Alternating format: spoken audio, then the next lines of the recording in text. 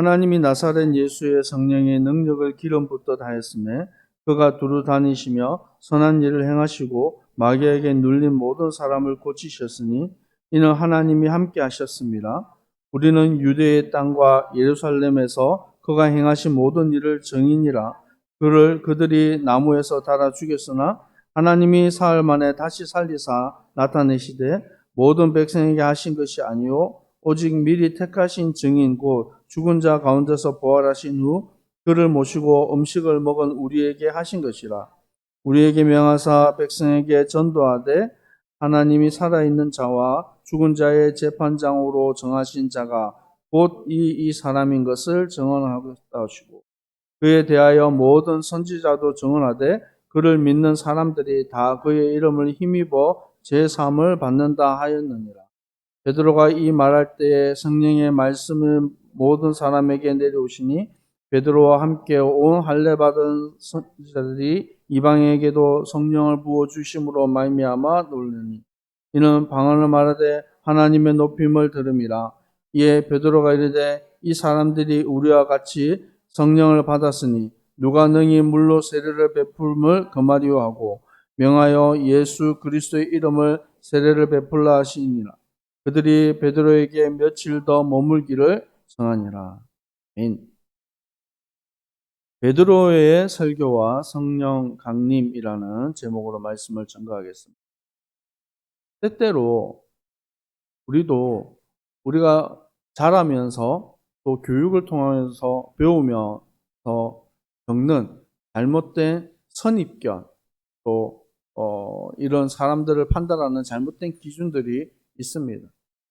그래서 문화가 다르고 또 우리의 생각이 다르고 우리의 여러 가지 환경이 다르기 때문에 사람들을 평가할 때가 있어요.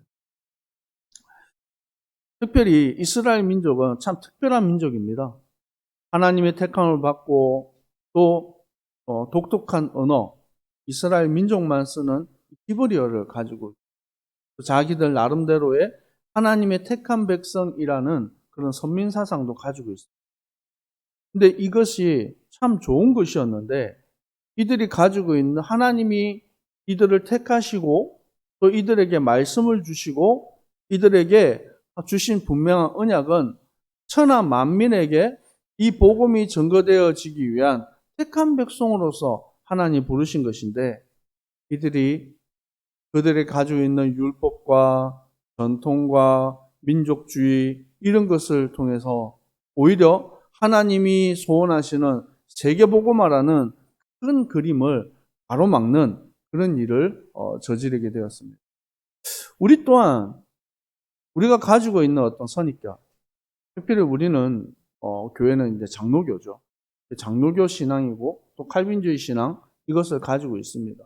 또 다른 교단은 웨슬레, 감리교, 침례교, 순복음 여러 교단들이 있습니다. 또 우리 교회는 또 인도네시아에서 GGP 교단과 또 오순절 계통의 교단과 많은 교류를 하고 있습니다. 근데 이것들을 처음 우리가 접했을 때는 생각해 보니까 제가 어렸을 때부터 왔던 어떤 신앙생활의 어떤 문화와 너무 다른 거예요. 당장 인도네시아에 와서 예배를 드려보니까 문관사님하고 또 우리 데보라하고 또 선교 사역을 이렇게 나가다 보면 교회들을 찾아가서 예배를 드릴 때가 있어요. 그때 보면 의자는 그냥 그 무늬로 놔두는 거예요. 자리에 앉지를 않아요. 처음부터 서서 1시간 반, 2시간 예배를 드리는 동안 설교하는 시간을 제외하고는 거의 서서 찬양하고 또 기도하고 그런 모습들을 보았습니다. 근데 이게 맞다, 틀렸다.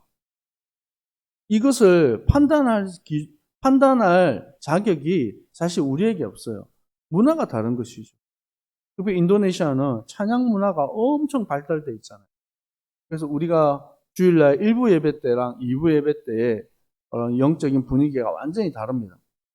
그것은 1부 예배 때는 한국 성도들의 문화에 맞춰서 예배를 드리는 것이고 또 오후 예배 때는 인도네시아 스타일로 우리가 예배를 드리는 것입니다. 이 모든 것이 다 인정되어져야 되고 또 품어져야 되는 것입니다. 왜냐하면 우리는 세계복음화를 할 전도자이고 우리 교회는 세계복음화, 인도네시아 복음화 할 교회이기 때문입니다. 우리 옆 사람 우리 함께 고백했으면 좋겠습니다. 세계복음화 할 그릇을 준비합시다. 아멘. 우리가 마음부터 준비되어야 돼요. 우리가 그리스도의 사랑 안에 있기 때문에 연약한 자들과 또 병든 자들과 특별히 소외 계층, 버려져 있는 많은 사람들이 있습니다. 이들을 품을 수 있어요.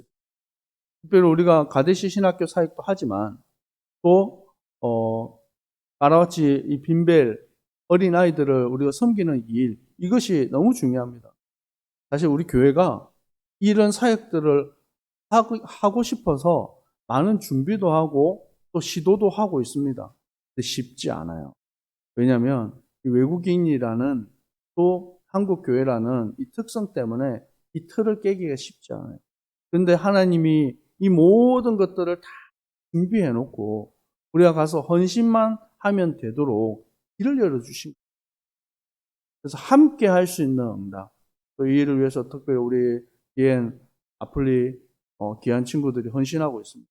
이걸 두고도 우리가 계속 기도해야 돼요. 근데 이 사역들이 잘못하면 그냥 공부만 가르치고 오는 그것으로 남으면 안 된다라는 거예요.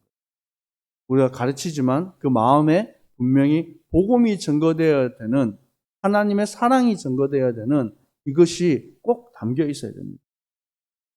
우리가 사도행전을 통하여서 계속해서 하나님 말씀과 성령의 역사에 대해서 보고 있습니다.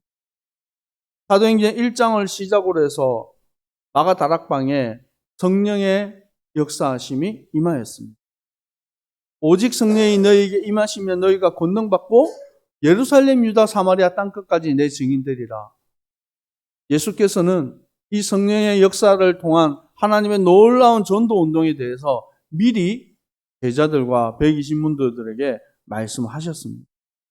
약속하신 성령이 사도행전 2장 오순절 성령의 역사를 통하여서 이 초대교회에 임하였어요. 바람 같은 불 같은 성령의 역사가 임하고 또 그곳에 모인 모든 자들에게 성령이 충만하게 임하여서 그들이 각각의 언어를 가지고 이 복음의 비밀을 전하는 거예요. 자그마치 15나라의 언어를 가지고 이 종족의 언어를 가지고 복음이 선포되어지는 놀라운 역사가 일어났어요. 그 일을 통하여서 사도행전 이 초대교회는 남자의 수만 5,000명이 일어나고 또 3,000 제자가 일어나는 그런 응답들이 교회 안에 큰 부흥의 역사가 일어났습니다. 그런데 하나님 예수께서는 분명히 예수님이 뭘 말씀하셨습니까? 예루살렘, 유다, 사마리아 땅끝까지 가라 그랬어요. 근데 이 유대인들이 가지고 있었던 자기들의 가지고 있던 이 편협한 생각들, 율법주의, 선민사상 여기에 갇혀서 이방인들을 향한 하나님의 소원, 세계 복음화에 대한 하나님의 소원을 보지 못했던 것입니다. 하나님은 하나님의 뜻을 반드시 이루어 갔습니다. 그래서 이 복음의 증거와 함께 핍박이 들어왔죠.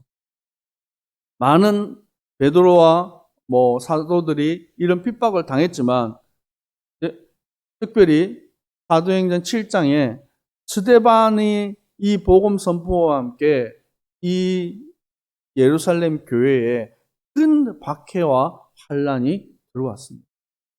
자, 우리 말씀 한번 찾아볼까요? 사도행전 8장 1절에서 3절 말씀 같이 읽겠습니다. 시작. 사울이 그가 죽임 당함을 마땅히 여기더라. 그날에 예루살렘에 있는 교회에 큰 박해가 있어 사도 외에는 다 유대와 사마리아 모든 땅으로 흩어지니라. 경건한 사람들이 스데반을 장사하여 위하여 크게 울더라.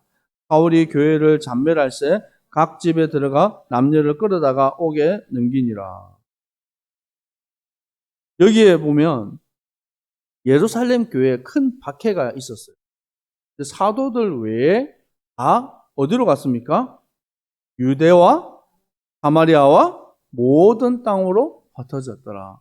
곧 사도행전 1장 8절에 말씀하셨던 그것이 성취되어지고 응답되어진 것입니다. 그런데 그것이 시작이 뭘로 들어왔다고요? 환란으로 들어왔다는 거예요. 때때로 우리에게 우리가 생각지 못한 환란과 문제가 올 때가 있습니다. 그런데 우리가 기도를 바르게 해야 됩니다. 하나님, 왜 내게 이 문제가 왔습니까? 하나님, 왜 나에게 이런 환란이 왔습니까? 하나님, 나에게 왜 이 아픔이 왔습니까? 이거 없애주시고 내 병 고쳐주시고 이 문제 해결해 주시고, 이것도 좋은 기도지만 사실은 그것보다 더 좋은 기도가 있어요. 하나님, 나에게 왜 이런 문제를 주셨습니까? 하나님, 지금 이 문제를 통하여서 하나님이 무엇을 알게 하기를 원하십니까? 하나님, 이 문제를 통하여서 하나님 주시는 더 큰 응답을 보게 하여 주시옵소서. TV를 보는 가운데 건강한 체질을 가진 이런 사람들, 나이가 많은데도 불구하고 건강하게 그 삶을 유지해가는 이런 분들이 간간히 TV 프로그램을 통해서 소개가 됩니다. 근데 그 사람들이 그런 얘기를 해요. 과거에 10년 전에, 15년 전에 자기가 이런 질병을 가지고 아픔을 당했다. 또 암에 걸려서 직장도 다닐 수도 없고 아무것도 할 수 없는 그런 지경에 이르게 되었다. 허리 디스크가 걸려가지고 제대로 설 수도 없는 그런 어려움이 있었다.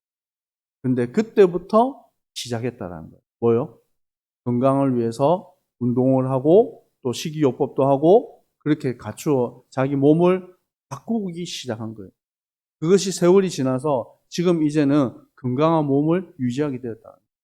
오히려 자기는 그 문제를 겪었던 그 당시에는 왜 이렇게 나에게 아픔이 왔을까라고 생각했지만 그 문제 때문에 오히려 더 좋은 응답으로 가게 된 것입니다. 초대교회는 환란이라는 문제가 왔지만 그 문제를 통하여서 하나님이 원하시는 세계복음화의 언약을 보게 된 것입니다. 그래서 사도행전 8장 4절에서 8절에 보니까 이 유대인들이 절대로 가지 않고 또 경멸하는 그 민족을 향해서 가는 거예요. 그 땅이 어디입니까? 사마리아 땅이에요. 빌립이 이 사마리아 땅에 들어가서 그 백성들에게 복음을 전하고 또 하나님과 예수 그리스도 이름으로 표적을 행하고 더러운 귀신을 쫓아내고 중풍병자와 못 걷는 사람들을 고치는 그런 역사를 일으켰습니다. 근데 그 안에 어둠으로 가득하고 실패와 좌절로 가득했던 그 사마리아 성에 하나님의 나라가 임한 거예요. 사도행전 8장 8절에 그 성에 큰 기쁨이 있더라. 환난 만난 어려움 가운데 있는 우리 성도님들이 있습니까? 문제 가운데 하나님의 더 큰 은혜와 응답들을 체험하고 새 힘을 얻는 주님의 백성들 되기를 축복합니다. 환난 가운데, 문제 가운데 가장 중심에 있었던 그 인물이 사울이라는 인물입니다. 이 사울이 얼마나 혈기가 가득해서 우리가 앞서 성경에도 보지 않았습니까? 이 다메섹에서 이 대제사장의 권한을 위임받아가지고 그들을 잔멸하려고 예수 믿는 사람들을 다 잡아서 옥에 가두고 예루살렘으로 끌고 가려고 하는 그런 사람을 하나님께서는 찾아오시고 그 사람을 택한 그릇으로 준비하신 것입니다. 사도행전 9장 15절에 주께서 이르시되 가라, 이 사람은 내 이름을 이방인과 임금들과 이스라엘 자손들에게 전하기 위하여 택한 나의 그릇이라. 말씀한 건데 찾아볼까요? 갈라디아서 2장 8절 말씀입니다. 갈라디아서 2장 8절 말씀 같이 읽겠습니다. 시작. 베드로에게 역사하사 그를 할례자의 사도로 삼으시니가 또한 내게 역사하사 나를 이방인의 사도로 삼으셨느니라. 바울을 할례자 곧 유대 민족을 위한 사도로 세우셨다고 하면 바울 자신은 어떤 사도로 세웠다고요? 이방인의 사도로 세웠다. 곧 바울은 유대인으로서 바리새인으로서 엄한 교육을 받고 이 율법의 교육을 다 가진 사람이면과 함께 로마의 시민권을 가지고 헬라어를 할 수 있는 헬라 교육을 받은 그런 사람이었어요. 그래서 하나님은 이 복음의 비밀을 전하기 위해서 바울을 택한 그릇으로 세우시고 역사하셨다는 거예요. 우리가 하나님의 은혜를 바라보지 못하면 열심히 하는 것이 오히려 복음을 가로막는 일일 수도 있습니다. 이 바울은 하나님을 사랑하는 사람이었어요. 그냥 바리새인도 아니고 바리새인 중에 바리새인이었어요. 율법을 철저히 지키고 자기를 가리켜서 뭐라고 말합니까? 율법으로 흠이 없는 사람이었어요. 얼마나 하나님을 사랑하고 하나님의 뜻대로 살려고 몸부림쳤던 사람입니까? 그런데 그것이 오히려 복음을 가로막는 일이었다는 거예요. 우리의 잘못된 선입견, 편견, 우리의 생각, 고집 이거 가지고 있으면 오히려 나는 열심히 한다고 했는데 나는 최선을 다한다고 했는데 복음을 가로막는 그런 자리에 우리가 설 수 있다는 거예요. 그래서 우리가 특별히 직분을 맡으신 우리 성도님들 또 교회 안에 중요한 자리에서 헌신할 때에 뭘 봐야 되냐면 하나님의 뜻이 어디에 있는지 내 생각, 내 고집, 내 경험 이걸 앞세우는 것이 아니라 하나님의 뜻이 특별히 강단을 통하여서 선포되어지는 말씀을 통해서 하나님 내게 뭐라고 말씀하시는지를 귀 기울일 수 있는 사람이 되어야 됩니다. 아멘. 하나님은 아버지의 간절한 소원이 무엇입니까? 창세기 22장 아브라함에게 하나님 말씀하십니다. 하늘의 별과 바다와 모래와 같이 네 후손을 세우겠다. 그리고 내 씨로 말미암아 천하 만민이 복을 받으리라. 이 아브라함은 하나님이 갈대아 우르에서 부르신 그 부르심과 함께 가나안 땅을 향한 하나님의 간절한 소원이 무엇인지를 보았어요. 그래서 그 언약을 그의 자녀 이삭과 야곱에게 하나님은 전달하신 거죠.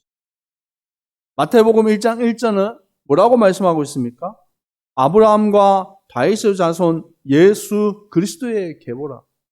아브라함의 씨를 통하여서 하나님은 예수 그리스도를 이 땅에 보내신 것입니다. 그래서 그리스도를 통하여서 하나님의 계획하신 그 구원의 역사를 이루신 겁니다.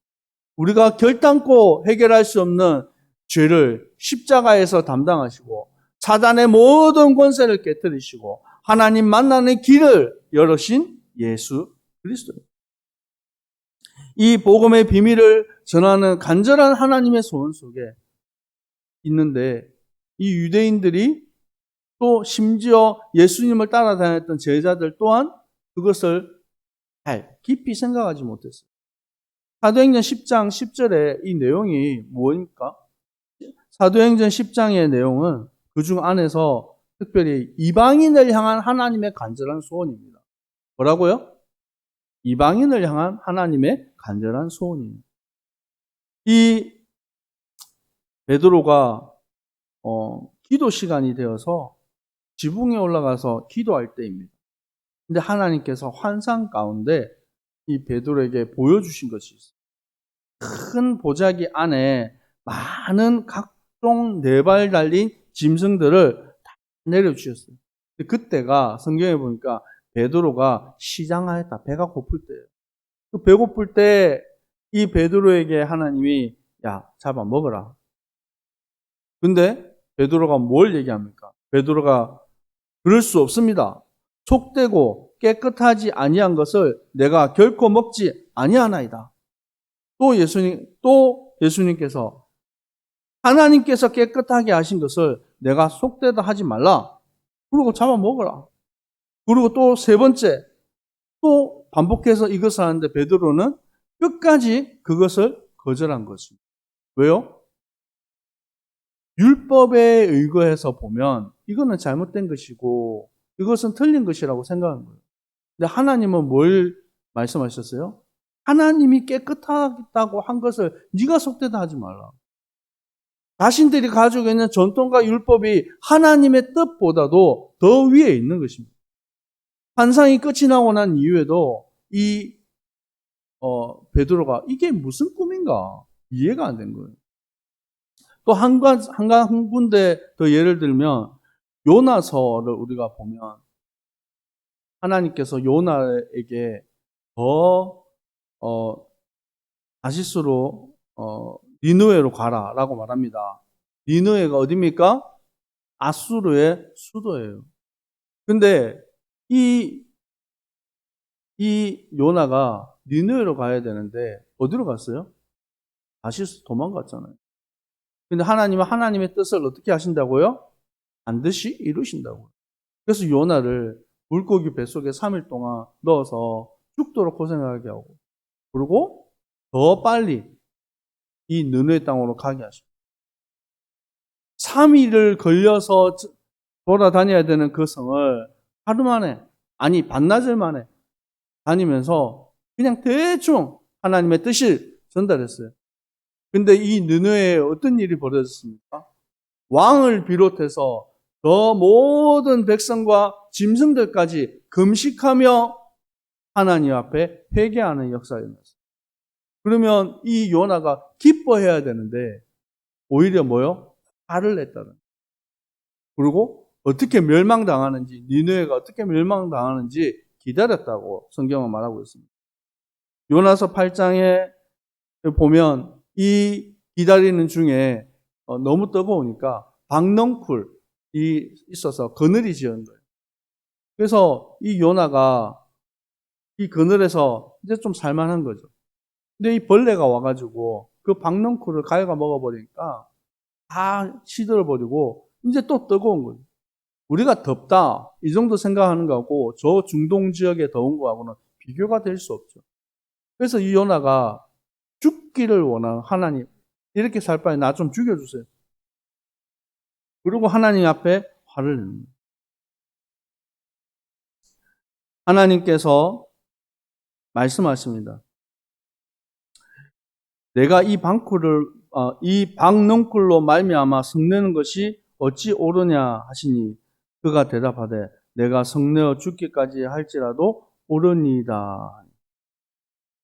하나님 앞에 대항하는 거예요. 하나님의 뜻 앞에 대항하는 것입니다. 하나님께서 다시 요나에게 말씀하십니다.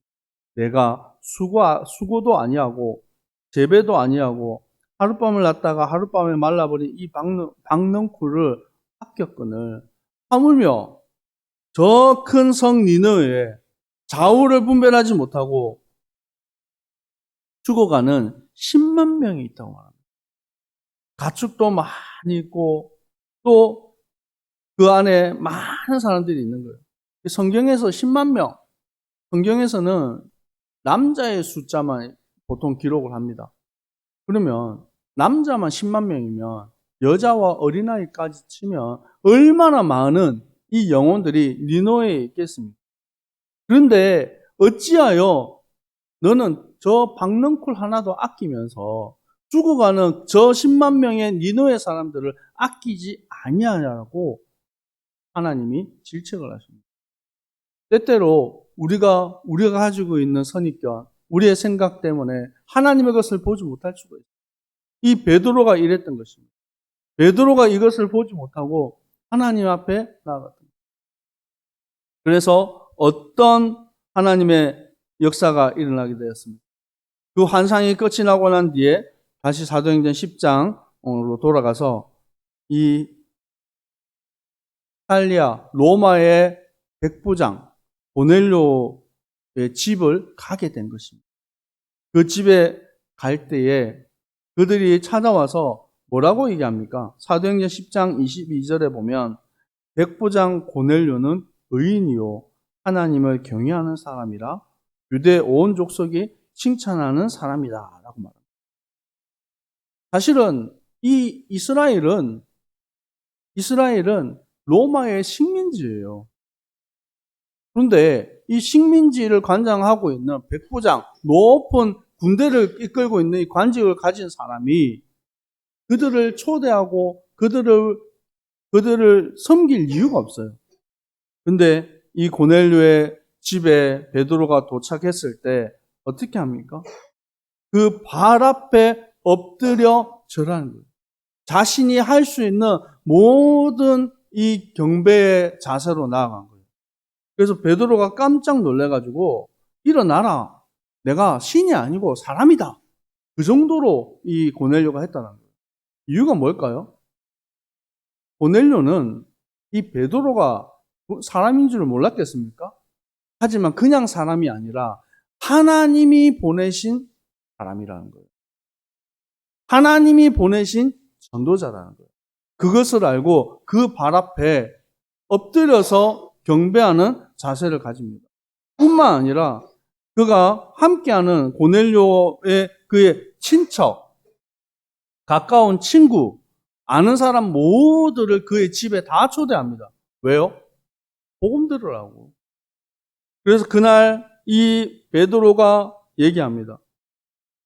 뭘 얘기합니까? 원래는 유대인은 이방인들과 함께 교제하는 것이 법으로 금지되었다. 그런데 지난날 하나님께서 보여주신 것이 하나님이 깨끗하게 하나님께서 내게 지시하사 아무도 속되다 하거나 깨끗하지 않다 하지 말라 하시기로 그제서야 깨달은 거예요. 그제서야 하나님 왜 이 부정한 음식들 그것을 보여주시면서 잡아먹으라고 했는지 이해한 거예요. 원래는 법으로는 안 되는 것인데 하나님이 이 고넬료와 그 이방 민족들을 구원하시기를 위한 하나님의 소원을 깨닫게 된 것입니다. 그리고 베드로가 입을 열어서 하나님은 사람을 외모로 보지 아니하시고 각 나라 중에 하나님을 경외하고 의를 행하는 사람들을 다 받으신 줄 깨달았다 얘기합니다. 그리고 예수 그리스도의 이 복음의 비밀들을 선포합니다. 그때 모든 사람들에게 하나님의 성령이 임하게 되어지는 것을, 하나님의 성령이 역사하시는 것을, 고넬료의 그 집에 임하는 성령의 역사를 보게 된 것입니다. 그리고 이 고넬료의 집에서 어떤 일이 일어납니까? 사도행전 10장 44절에서 48절을 보십시오. 베드로가 이 말을 할 때에 성령의 말씀을 듣는 모든 사람에게 내려오니 베드로와 함께 온 할례 받은 신자들이 이방인들에게도 성령 부어주심으로 말미암아 놀라니 이는 방언을 말하며 하나님의 높임을 들음이라. 이에 베드로가 이르되 이 사람들이 우리와 같이 성령을 받았으니 누가 능히 물로 세례를 베품을 금하리요. 그날에 성령이 임하고 그날에 이 고넬료와 이방인들이 하나님 앞에 세례를 받는 놀라운 역사가 일어난 것입니다. 우리는 하나님의 뜻을 알아야 됩니다. 부활하신 예수 그리스도께서 제자들과 그를 따르는 무리들에게 간절하게 부탁한 것이 무엇입니까? 마태복음 28장 19절에 너희는 가서 모든 민족으로 제자를 삼아 아버지와 아들과 성령의 이름으로 세례를 베푸르라. 마가복음 16장 15절에 이르시되 너희는 온 천하를 다니며 만민에게 복음을 전파하라. 사도행전 1장 8절에 오직 성령이 너희에게 임하시며 너희가 권능받고 예루살렘, 유다, 사마리아 땅끝까지 내 증인이 되리라. 이것이 예수 그리스도께서 간절한 소원으로 제자들에게 말씀하신 것입니다. 오늘 우리는 하나님의 은혜와 그 구원을 받은 사람으로서 어떤 하나님의 뜻을 품어야 되겠습니까? 오늘 결론입니다. 내가 받은 은혜의 이 복음을 또 다른 사람에게 전가할 수 있는 증인의 삶을 사는 거예요. 마지막으로 성경을 한번 찾아봤으면 좋겠습니다. 에베소서 3장 6절에서 9절 말씀. 에베소서 3장 6절에서 9절 말씀입니다.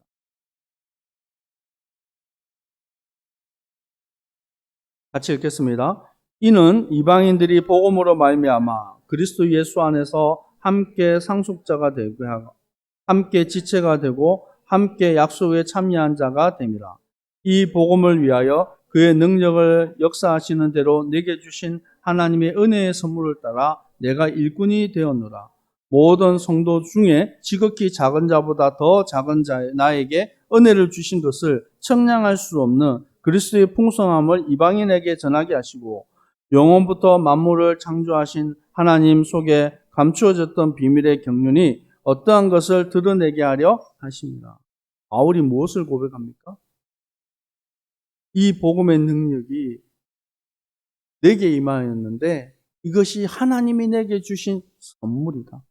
그리고 자기 자신을 가리켜서 지극히 작은 자보다 더 작은 나에게 하나님의 은혜를 주셨다. 그래서 이 그리스도의 풍성함을 이방인에게 전하는 이 사명을 내게 주신 것이다. 우리가 성탄절을 준비하면서 여러분 주위를 좀 돌아봤으면 좋겠습니다. 연약한 자들을 돌아보고 또 나와 함께하는 사람들을 두고 기도하고 이 생명의 복음이 증거되어지는 응답이 우리 자신과 우리 가정과 우리 교회에 날마다 일어나기를 축복합니다. 기도하겠습니다. 하나님 아버지, 자격 없는 우리를 주님이 사랑하시고 십자가의 대속의 은혜로 구원하신 주님의 은혜에 감사합니다. 하나님, 이 이방인 고넬료의 집에 하나님 임한 주의 성령의 역사가 우리의 모든 삶 속에 만남 속에 일어나기를 소원합니다. 우리 안에 있는 불신앙, 우리의 선입견, 잘못 각인된 것들이 예수 이름으로 끊어지게 하시고 오직 하나님의 뜻과 성령의 역사를 따라서 하나님 나아갈 수 있도록 인도하여 주시옵소서. 그래서 오늘 예배에 참여한 모든 주님의 백성들, 특별히 우리 안디옥 선교교회가 참 생명운동하는 교회로 그리스도의 복음의 비밀을 증거하는 교회로 온전히 쓰임받게 하여 주시옵소서. 지금은 우리 주 예수 그리스도의 은혜와 하나님 아버지의 사랑하심과 성령님의 위로교통 충만하신 은혜가 십자가의 사랑 그리스도의 복음을 땅끝까지 증거할 모든 주님의 백성들 머리 위에 항상 함께 있을지어다. 아멘.